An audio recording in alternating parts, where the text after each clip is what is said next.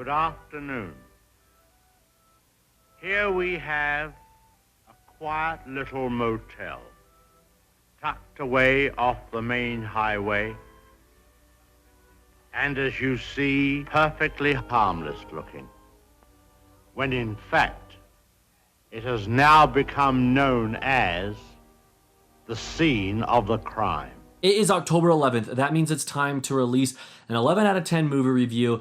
And for October, for Halloween, and the spooky season, I thought it would be so fitting to talk about my favorite horror film of all time, and that is Alfred Hitchcock's Psycho. And if you're new to the 11 out of 10 series, basically my plan is to tell you why this movie is better than just a 10 out of 10. So good that it deserves an 11 out of 10 rating in my opinion. With talking about Psycho, I do want to throw out there that there will be spoilers for the movie. If you haven't seen it, don't watch this video because the movie deserves to be seen with no spoilers at all. So I have this video separated into different categories of why I love the movie so much. The production and the release of Psycho are a thing to talk about within itself. For one, when Alfred Hitchcock introduced the idea of creating Psycho, he never intended to do it in color. He always wanted to do it in black and white because if he were to do it in color, it would simply be too gory and it wouldn't be made. And I'm really glad he did that because I actually think the black and white cinematography plays a large role in the film and the eeriness of the film mostly. Colored films were well around at this point. In fact, Hitchcock had made several colored films too. He was just off the success of North by Northwest, which is definitely a colored film.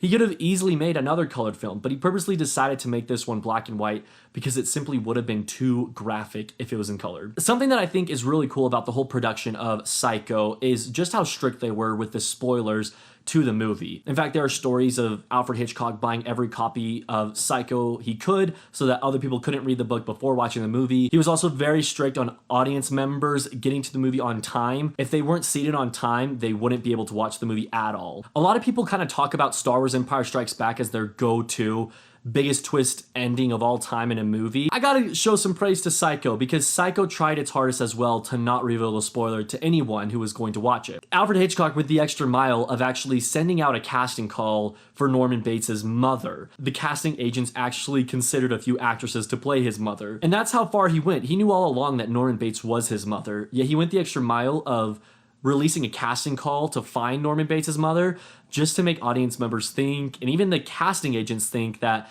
this would be played by a woman. And on top of that, Alfred Hitchcock, he wouldn't allow any critics to see the movie early. In fact, he was so strict on spoilers and not having the ending revealed to audience members that the critics had to watch the movie with everyone else the opening night of the film. Some critics were very irritable about this, and it's actually believed that that was the reason that the movie got some poor reviews on release, because the critics were just bitter towards Alfred Hitchcock. And actually, upon seeing it, New York Times didn't like the movie at all, but within a few weeks, it was in its top 10 movies of the year. I love learning about the behind the scenes of Psycho. In fact, if you want to learn more about Psycho and the behind the scenes, one way that I learned the facts that I just shared was I just watched the special features on the movie. It's the Universal Studios release. And then on top of that, they released a movie starring Anthony Hopkins in 2012 that portrays Alfred Hitchcock's life specifically when he was creating the movie Psycho. And then there's tons of books out there about Alfred Hitchcock's life and the process he went through to make this movie. The next thing I want to talk about is the unsettling theme that Psycho gives you. The entire time you're watching it, you feel like there's just something that's about to happen and you don't know what it is. I'm not gonna lie, I've seen this movie so many times through the years, and even on rewatches, I still feel very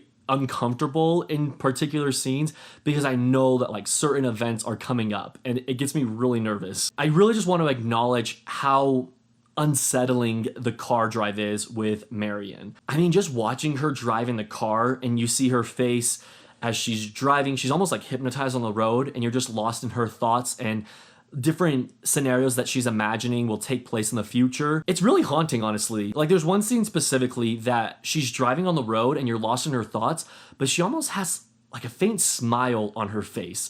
And it's actually really creepy to me. And then when the rain is pouring and she drives off to the side of the road and approaches Bates Motel, that first glimpse you see of Bates Motel vacancy is so chilling.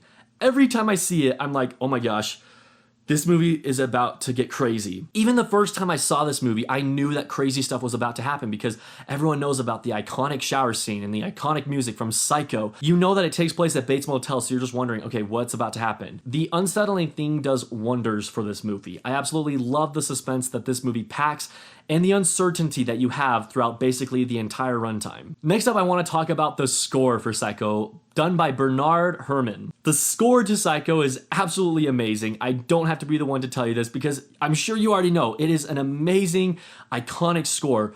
Honestly, one of the most iconic and best movie scores of all time. And I feel like that's like almost not even a subjective comment. Like it's basically just a well-known fact that the Psycho score is one of the greatest of all time. So many people only acknowledge the shower scene for the creepy Psycho music, the high strings that you hear when the shower curtain opens, you know the music. But there are so many other scenes in this movie that use that same score that are equally as chilling, if not scarier. Like for an example, yes, it works in the shower scene, but it also works really well when Norman Bates is running from his house to the motel.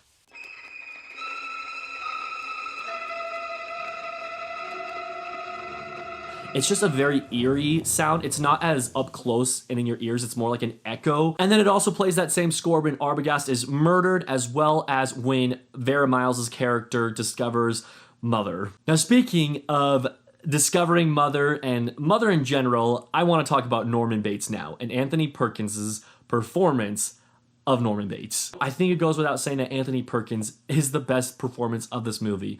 And not only is he the best in this movie, it's one of the greatest performances of all time. It's definitely in my top 10, maybe even my top 5. I absolutely love his performance as Norman Bates. In the original Psycho book, Norman Bates is kind of an overweight man, a drunk, doesn't really have the best, manners or attitude.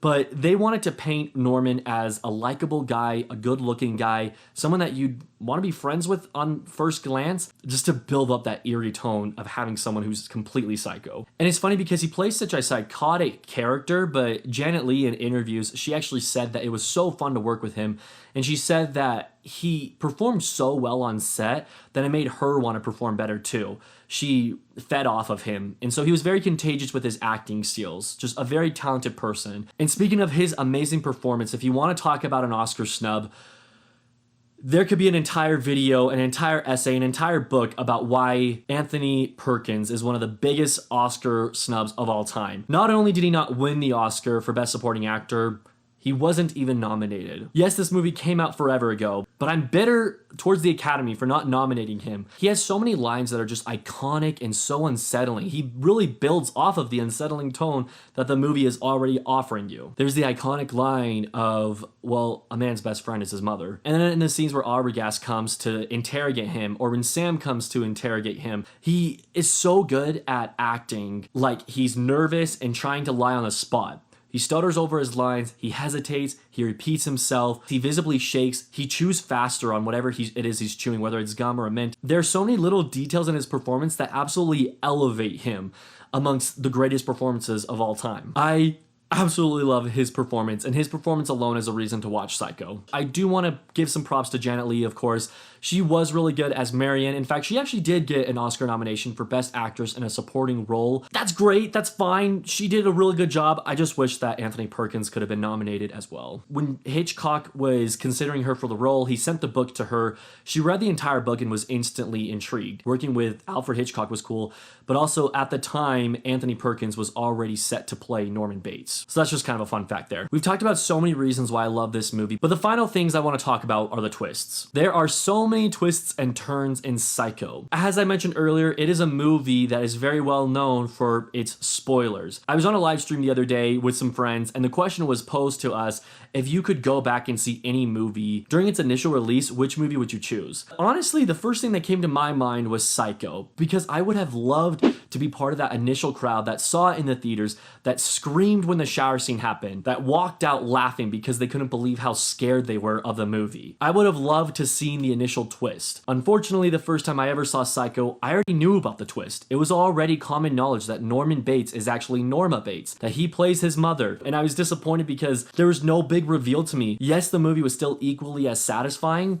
but I would have loved to experience it not knowing anything going into it. There's two scenes that I want to talk about particularly, which are arguably the two best scenes of the entire movie. The first scene, the shower scene. Honestly, a whole video could be made talking just about the shower scene specifically. This scene was shot so strategically. In fact, there are so many different camera shots, different camera angles. They had to be very specific about what shadowing they used because they didn't want to reveal Norma Bates's face, but they still had to show that it was definitely Norma Bates, that it was Norman Bates's mother murdering Marion.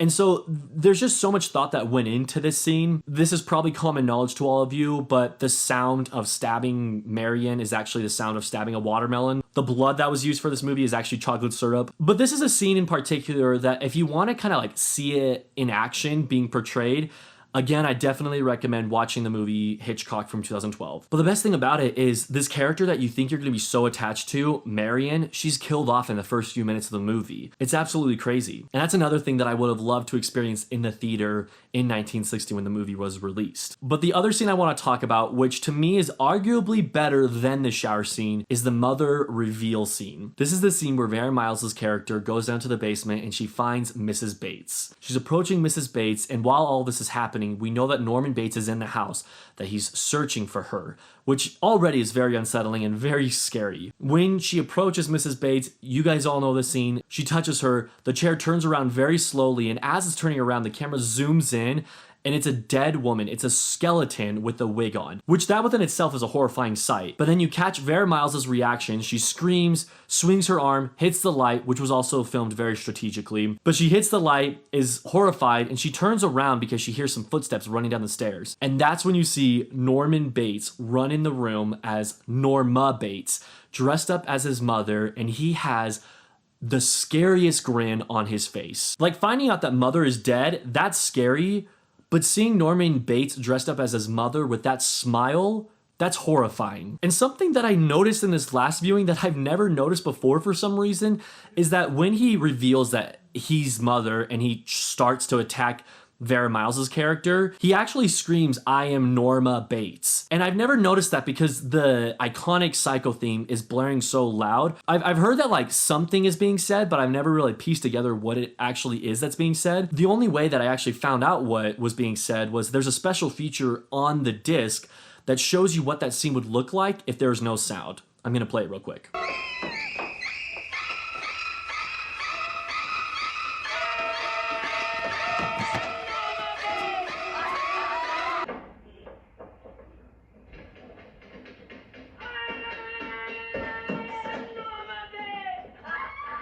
As you can see in that clip, it's really obvious that he says, "I am Norma Bates." And he suddenly screams like Norma Bates, like his mother. I absolutely love that scene. I love Sam attacking him and tearing the dress and wig off at the same time.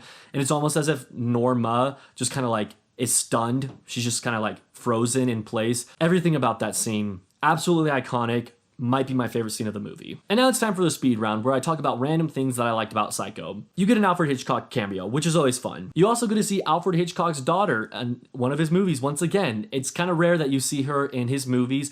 In fact, I know that she's in Strangers on a Train and she's in this, but I don't know of any other movies she's in. I don't think she's in any other of his movies, but it's cool to see her in this movie. She plays Marion's partner at work. I also really like some of the symbolism that this movie introduces. Like for an example, there's different outfit changes between scenes when Marion is considered an innocent, pure person, and then when she makes the decision to steal the money, her outfit changes colors, goes from white to black, which is really cool and really symbolic too. And overall, you know, Psycho is just a masterpiece. It's a movie that every time I watch it, I feel very unsettled, very uncomfortable, but I know that I'm in for a great ride. I know that I'm in to see some amazing performances. And it's a movie that every time I watch it, I come out of it just absolutely loving it. Psycho, without a doubt, belongs in the 11 out of 10 movie club. Comment below and let me know why you love Psycho. Thank you so much for joining me for another 11 out of 10 movie review. Next month's 11 out of 10 movie review will have something to do with Veterans Day. That's all I'm going to say. Thank you guys for watching. Have a great day.